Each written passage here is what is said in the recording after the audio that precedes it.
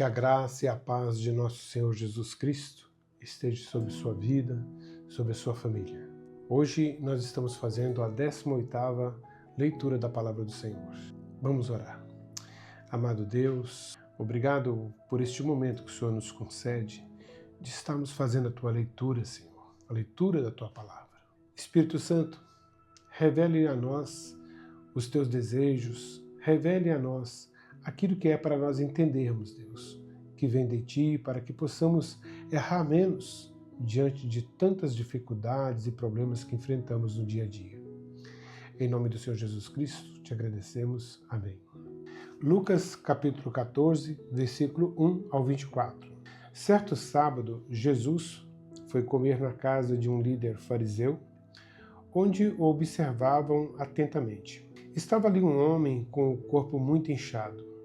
Jesus perguntou aos fariseus e aos especialistas da lei: a lei permite ou não curar no sábado? Eles nada responderam. Jesus tocou no homem enfermo, o curou e o mandou embora. Depois perguntou a eles: qual de vocês, se seu filho ou seu boi cair num buraco, não se apressará em tirá-lo de lá, mesmo que seja sábado? Mais uma vez não puderam responder. Jesus ensina sobre a humildade. Quando Jesus observou que os convidados para o jantar procuravam ocupar os lugares de honra à mesa, deu-lhes este conselho: quando você for convidado para um banquete de casamento, não ocupe o lugar de honra. E se chegar algum convidado mais importante que você, o anfitrião virá e dirá: dê o seu lugar a esta pessoa. E você, envergonhado, terá de sentar-se no último lugar da mesa. Em vez disso, ocupe o lugar menos importante à mesa. Assim, quando o anfitrião ouvir, dirá: amigo, temos um lugar melhor para você. Então, você será honrado diante de todos os convidados. Pois os que se exaltam serão humilhados, e os que se humilham serão exaltados.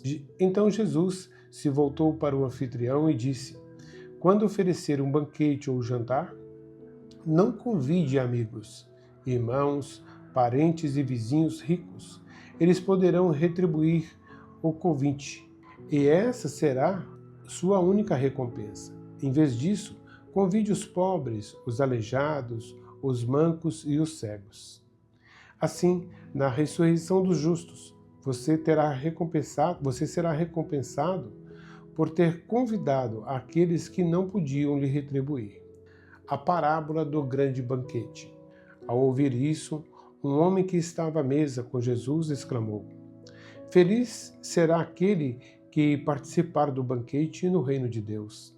Jesus respondeu com a seguinte parábola: certo homem preparou um grande banquete e enviou muitos convites. Quando estava tudo pronto, mandou seu servo dizer aos convidados: venham, o banquete está pronto. Mas todos eles deram desculpas. Um disse: acabei de comprar um campo e preciso inspecioná-lo. Peço que me desculpe. O outro disse: acabei de comprar 5 juntas de bois e quero experimentá-las. Sinto muito. Ainda outro disse: acabei de me casar e não posso ir. O servo voltou e informou o seu senhor o que tinha dito.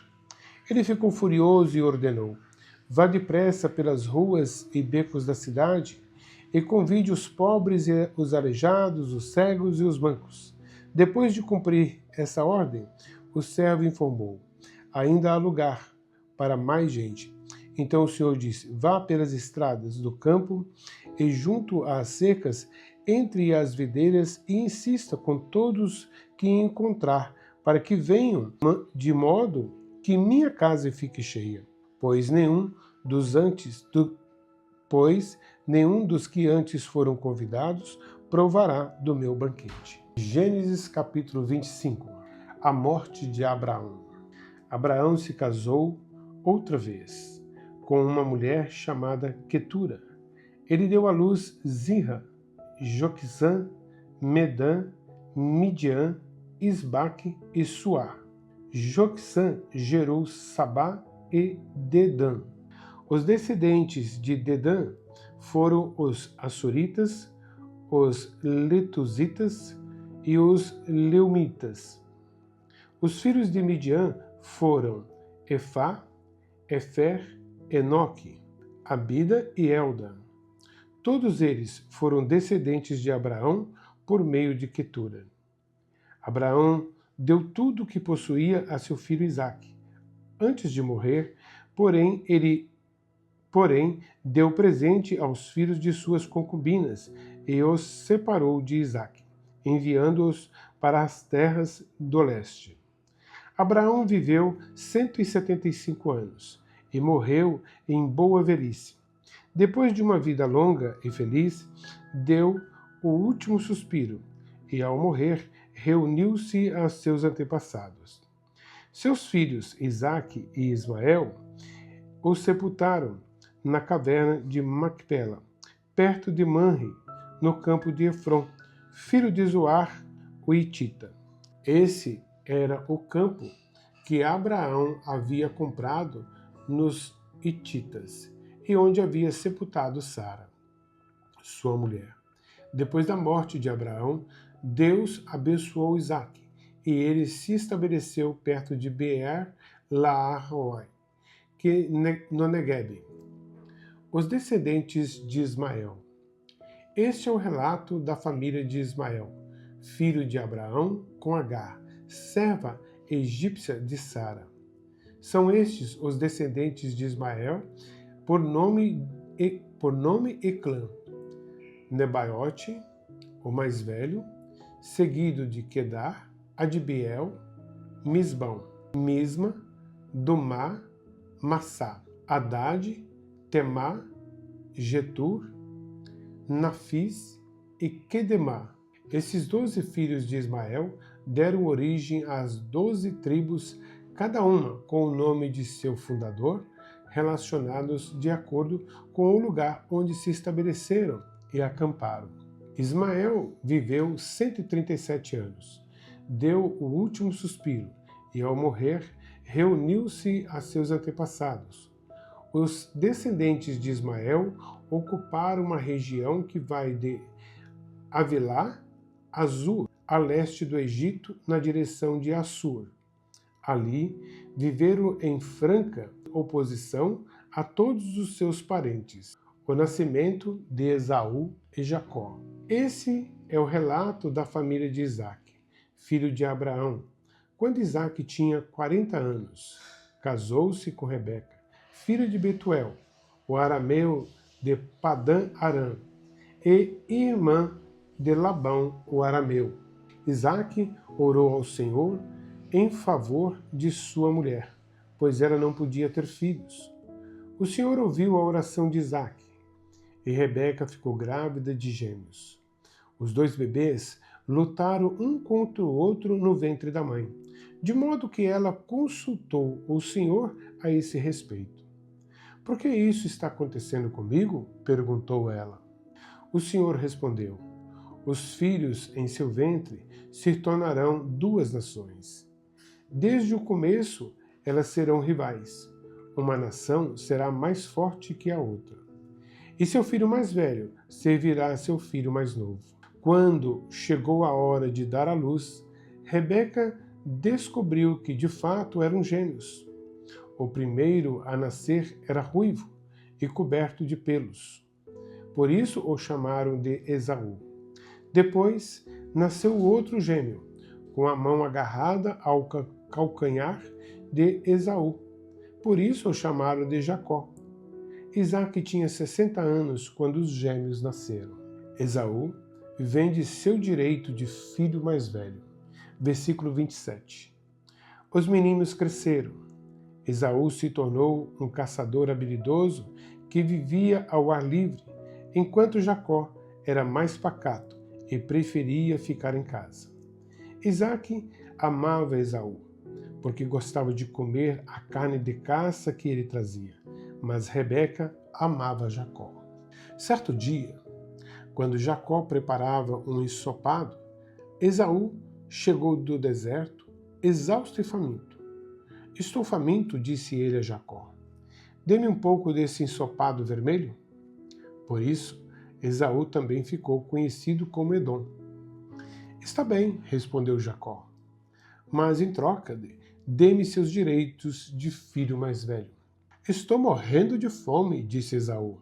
De que me servem meus direitos de filho mais velho? Mas Jacó disse, primeiro jure que seus direitos de filho mais velho agora são meus.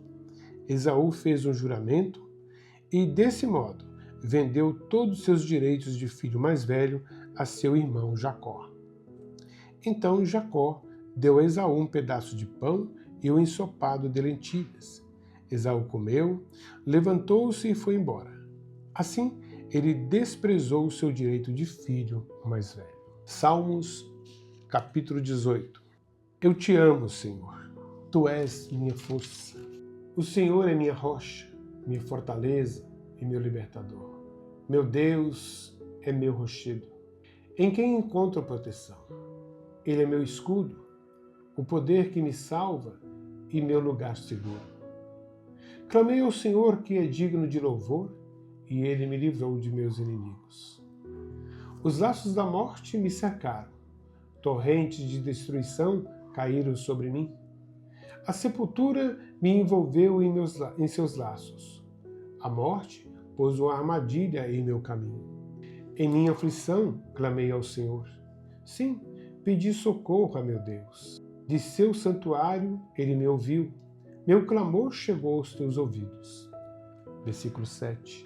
A terra se abalou e estremeceu.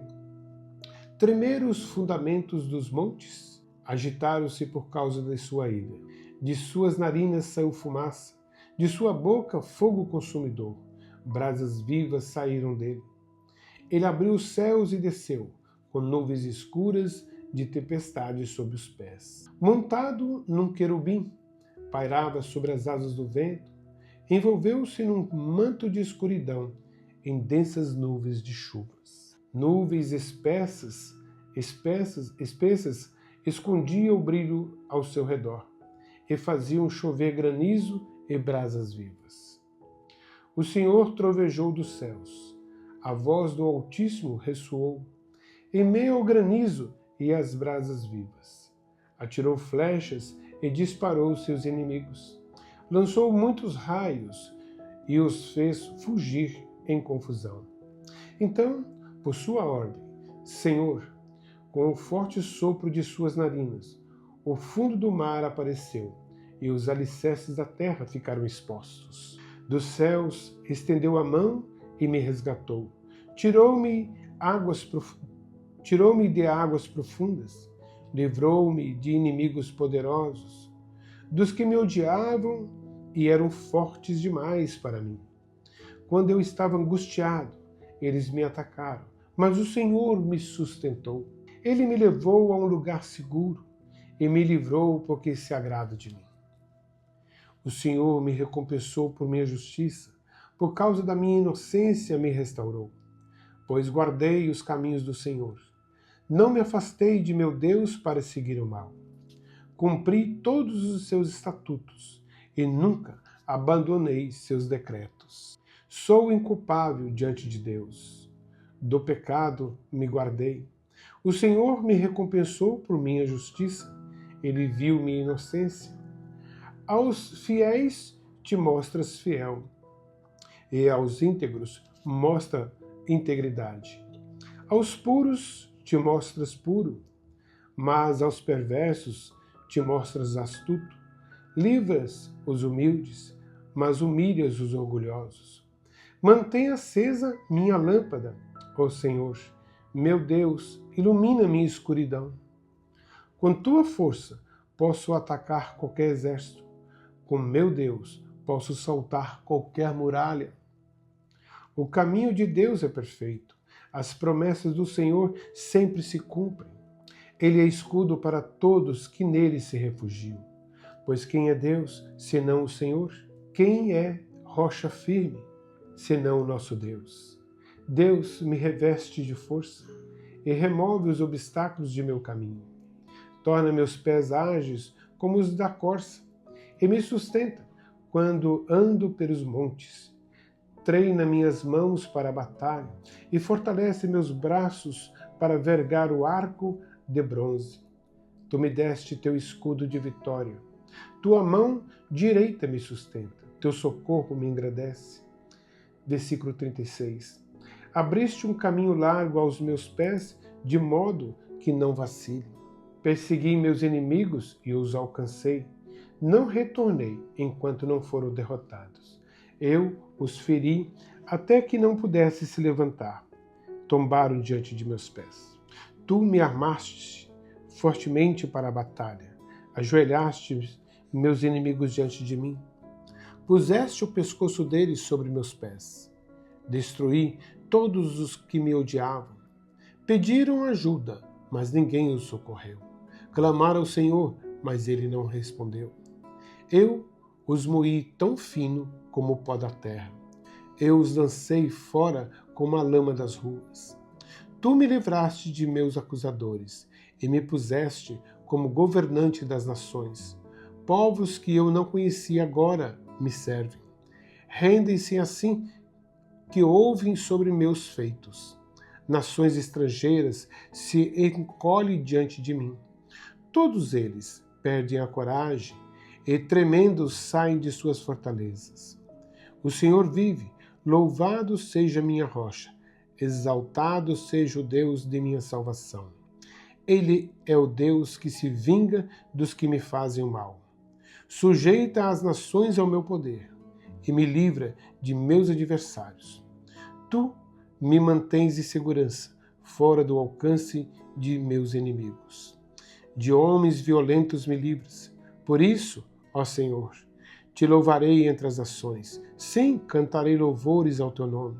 Concedes grandes vitórias ao teu rei e mostras amor por teu ungido, por Davi e todos os seus descendentes para sempre. Amém? Que Deus continue te abençoando em todo momento que você estiver pisando nessa terra. Que a palavra do Senhor seja poderosa e profunda em seus pensamentos e em suas atitudes. Deus te abençoe.